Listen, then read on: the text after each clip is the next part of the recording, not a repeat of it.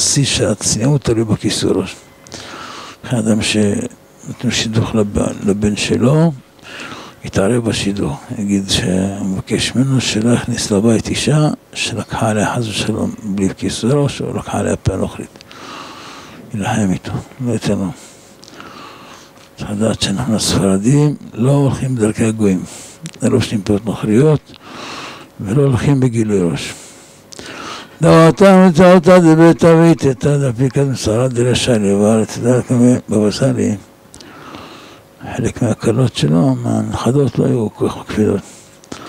אמר מי שלא ישים כיסוי כמו של האישה, לא יחכה בברכה ממני אף פעם. היה רטוי מחסות לו. אומר שהוא ראה ברוח הקודש שהפה יותר גרועה משער גלוי. יש הרבה עניות בו לבית. רוב בית שהוא פאות, תבדקו את זה טוב טוב. עיקר הנשירה נמצאת בבתים שיש להם פאות נוכריות. תבדוק את זה בחב"ד, תבדוק את זה בליטאים, בספרדים. כל בית שהאישה לבשה פאה, הילדים בהתרסקות. תבדקו את זה אבל יסודי, לא סתם. אני לא סתם מאלתר דברים, תבדקו. הנשירה אחר כך היא קשה, כי עיקר הילדים בבית תלוי בכיסוי של האישה. עכשיו, זה רק עבודת שטח, תלכו לכפר חב"ד, תלכו איפה שאתם רוצים. תבדקו כמה ילדים נשארים בתורה. אחד מהם שניים משפחה. סודה הצלחה. לא לקחת נוכרית. גפן נוכריה. כן? קצת מאוד להיזהר. מי ששומע על ישכון ביתה. רבן עובדיה הביא 117 פוסקים שעושים ו6 פוסקים שמתירים.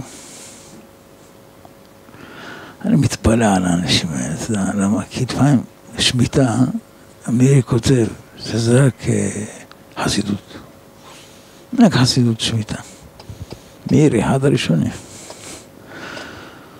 איך הם נלחם על השביעית, אפילו עלי של הדה שבורח להם עושים אותו קצת שביעית, קצת שביעית. והגיע עד דברה איתם, פרט ראש האישה, פשוט סוטה. אבל מה שאומר לכם זה חקירה נכונה בדוקה מאוד. תבדקו את זה. הבתים הכי טובים. לא נשאר ילדים בתורה. אבל זה בטוח שהילד יוצא מהדרך. מאוד להיזהר. לא להסכים. לא על גילוי ראש ולא על... חז"ל אומרים על הפסוק, כולך יפה רעייתי ומומן בך. מום, המספר שלו 86. פאה 86.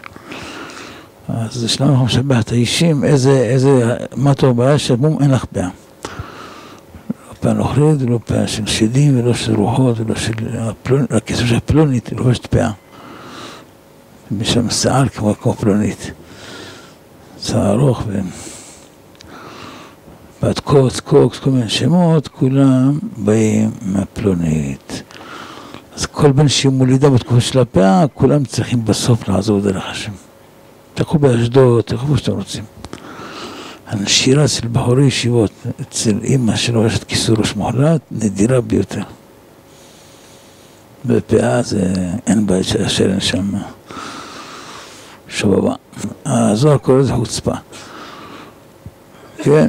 ועל דה בית הייתה להתכסיה בזווית לביתה, ואם תעשה כן, שכרה בצידה, בניך כשתי לזיתים, מה הוא שתי לזיתים? מה זית זה בין מסתוע, בין בקית, הסתוע זה חורף. הוא אומר, בחורף הזיתים לא נושרים עליהם, תדעו כתוב, כל העצים נושרים, גפן נושר, תאנה, רימון, הזית לא נושר העלים שלו, לא נושר העלים שלו, למה אגיד לך? שתמיד נשארים בעלי מזל, הילדים האלה, תמיד על העץ, אף פעם לא נושרים למטה. גם השמן, אם תשים לב, האופי שלו, שתמיד הוא צף למעלה. אם תשים קשה עכשיו, תשים פה למשל שמן, הוא יצוף. כי ככה הטבע של השמן. לא זכה, תמיד תהיה למעלה, אתה תמיד תהיה רק למעלה. אף פעם לא תרד למטה מהמזל שלך, מהברכה שלך. כל זה, הזוהר תולה את זה, רבי חזקיה, רק בכיסוי ראש. אחת אומר שמגרד לראש, אבל מסיבות כאלה לא פותרים בעיה. וכי פיתר יש רק בראש, יש פיתריות אחר כך במקומות האחרים, הוא לא יסתר. אז מה הוא כשתי לזיתים? מה זית זה בין בחור ובקיץ לא תביא תרפוי, תרפוי זה העלים שלו. ככה בנים שלה תמיד יישארו חשובים.